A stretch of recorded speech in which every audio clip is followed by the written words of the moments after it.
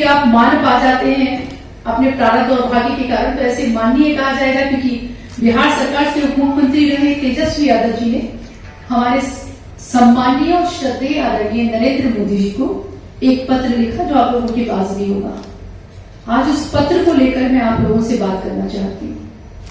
मैंने उन्हें इसलिए माननीय कहा, तेजस्वी जी माननीय ही हो सकते हैं क्योंकि माननीय आपको किसी परिवार में पैदा होने के कारण भी मिल सकता है, आप माननीय बन सकते हैं किसी प्रारब्ध के कारण, पूर्व जन्म के कर्मों के कारण, पर आपको श्रद्धेय होने के लिए आपको अपने व्यक्तित्व का निर्माण करना होता है, नैतिक बल की आवश्यकता होती है, उदारता की आवश्यकता होती है, विजन की आवश्यकता होती है, चरित्र की आवश्यकता होती है। इसलिए मैंने आदरणीय नरेंद्र मोदी जी को श्रद्धेय कहा। तो मेरे पत्रकार बंधु, मेरे समक्ष आप हैं, आप मुझसे क्या कहना चाहेंगे, फिर हम उस पर बात करते हैं। पहले कि जब उन्हें लगता है, तेजस्वी जी को लगता है कि वो पूरी तरह से ध्वस्त हो चुके हैं, विचारधारा तो कभी थी ही नहीं, जातीय अपील कर लंबे समय से बिहार में उनके माता पिता का शासनकाल रहा और वो उसी परंपरा को आगे ले जाना चाहते हैं। तो मुझे तो उन पर किसी तरह का क्षोभ नहीं होता, मुझे दया आती है उन पर, जिसके पास इतनी समृद्ध राजनीतिक विरासत हो, जिसके एक आह्वान पर, भावुक अपील पर, जिसकी भावुक अपील करके जो व्यक्ति चाहती है इतने लोगों को अपने साथ खड़ा कर पाने में थोड़ा भी सक्षम हो पा रहा है, तो उसे विकास की बात करना चाहिए, उसे बेहतरी की बात करना चाहिए, लोगों को गुमराह करने की बात नहीं करना चाहिए। तो तेजस्वी जी के पास जब कोई इनके पास विषय नहीं है, विकास की बात नहीं है, कोई अवधारणा नहीं है, कोई चिंतन नहीं है और उनके दल के पास कोई विजन नहीं है, कोई नीति नहीं है और नियत नहीं है, तो वो लगातार वैसी बातें करते हैं कि जिससे उनकी भावुक बातों से कुछ लोग गुमराह हो जाए। इस चुनाव में, हमारे लोकसभा के 2024 के चुनाव में उनके पास कोई विषय नहीं है। ऐसे में जब वो बात करते हैं, मुफ्त अनाज के विषय में बात करते हैं, वो संविधान के विषय में बात करते हैं, वो आरक्षण के विषय में बात करते हैं, तो मुझे उन पर दया आती है और हंसी आती है कि अगर वो खुद बहुत पढ़े लिखे नहीं है और संविधान तो उनके लिए मैं समझ सकती हूँ कि बहुत ही मुश्किल काम होगा, वो उसकी किताब खोलने के पहले उनको पसीने छूट जाएंगे, तथ्य तर्क और सत्य के साथ बात करेंगे। पर मुझे लगता है कि उनके पास कोई मौलिक, नैतिक और किसी भी तरह का अधिकार ही नहीं है कि वो आदरणीय श्रद्धेय प्रधानमंत्री जी से कोई प्रश्न पूछ सके, और उस विषय में तो बिल्कुल ना पूछे। और मैं उन्हें कहना चाहती हूँ यहाँ से, आप सबके चैनल के माध्यम से, कि एक बार आकर प्रधानमंत्री जी तो बहुत ऊपर बैठे हुए, हमारे किसी भी मीडिया सेंटर के किसी भाई से या मुझसे ही वो इस पर बात कर ले, आरक्षण पर या उनसे संविधान पे बात कर ले, तो उन्हें इतना पत्र उन्होंने किसी से लिखवाया होगा, निसंदेह वो तो नहीं लिख सकते उस पत्र को, तो जिससे लिखवाया वो अपने इर्द गिर्द भी कम से कम सलाहकार बेहतरीन रखें, अच्छी बातें करें, तथ्य के साथ करें, तर्क के साथ करें और सत्य के साथ करें, ताकि वो बेहतर कर पाए और एक राजनेता के रूप में प्रामाणिक और विश्वसनीय माने जाएं बिहार के लोगों के। नहीं कर पाया वो व्यक्ति, वो तो संविधान की अगर मूल प्रति देख लेगा तो मुझे लगता है कि उसका बीपी शुगर लो या आप हो जाएगा। तो मुझे वो मेरी दया के पात्र हैं कि जो संविधान के विषय में बात करते हैं, वो आरक्षण के विषय में बात करते हैं।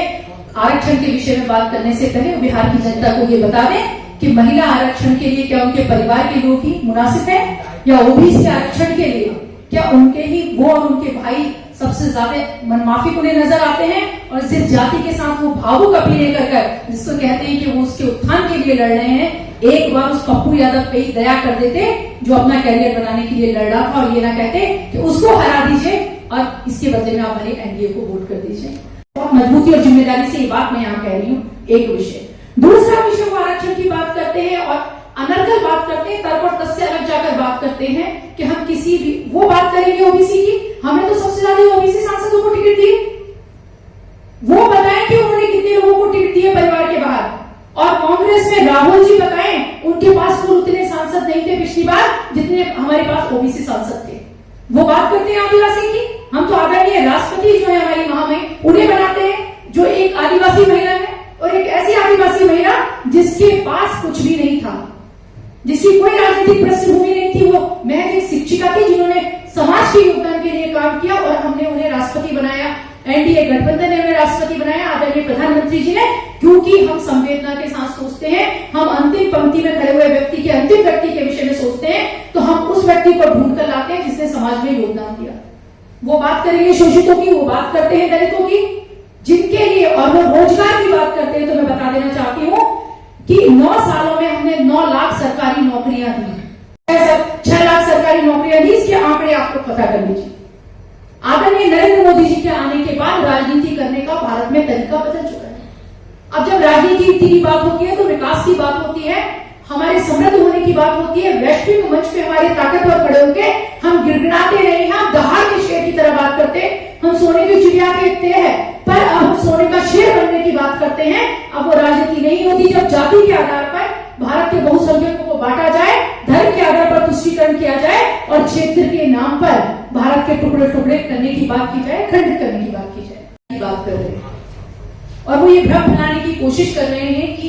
भारतीय जनता पार्टी किसी भी तरह की जातीय जनगणना की विरुद्ध है, या हम उस बात पर बात नहीं करना चाहते। उनकी जानकारी के लिए बता देना चाहती हूँ कि जो हम नीतीश जी के साथ सरकार में थे, जातीय जनगणना की बात हमने की, पर विषय यह है, महात्मा गांधी कहते थे साधन भी महत्वपूर्ण होना चाहिए और साध्य भी महत्वपूर्ण होना चाहिए। आपका उद्देश्य क्या है, उद्देश्य को हासिल करने के लिए आपके उपकरण क्या है, आपके साधन क्या है, ये भी महत्वपूर्ण है। जब वो जातीय आरक्षण की बात कांग्रेस कर रही थी तो उसको हासिल करने के उनके तौर तरीके क्या थे और उन तरीकों के साथ उनकी नीति और नीयत क्या थी। ऐन विधानसभा 5 प्रदेशों में विधानसभा चुनाव के पहले जातीय जनगणना की जब वो बात कर रहे थे तो वो जातियों को बांटने की बात कर रहे थे, वो भारत के लोगों को बांटने की बात कर रहे थे, और वो कांग्रेस बात कर रही थी जो धर्म के तुष्टीकरण के लिए किसी भी स्तर पर चली जा सकती है, जिसका प्रधानमंत्री पहले ये कहता है कि इस देश के संसाधनों पर अल्पसंख्यकों का पहला अधिकार है। और आज राहुल जी कहते हैं, उनके साथ की ममता बनर्जी जो पश्चिम बंगाल में है, वो ये कहती है कि वो हिंदू पिछड़े जो है उनका आरक्षण वो तय कर देना चाहती है मुसलमानों के लिए या उन लोगों के लिए जिन्हें वो वोट बैंक मांगती है। तो प्रधानमंत्री जी का स्पष्ट कहना है कि जब तक उनकी अंतिम सांस में सांस है, और मैं तो एक और बात कहना चाहती हूँ, भारतीय जनता पार्टी के किसी भी जनप्रतिनिधि की जब तक सांस में सांस है, इस भारत के बहुसंख्यकों का आरक्षण किसी को तुष्टीकरण और वोट बैंक की राजनीति के लिए नहीं दिया जा सकता।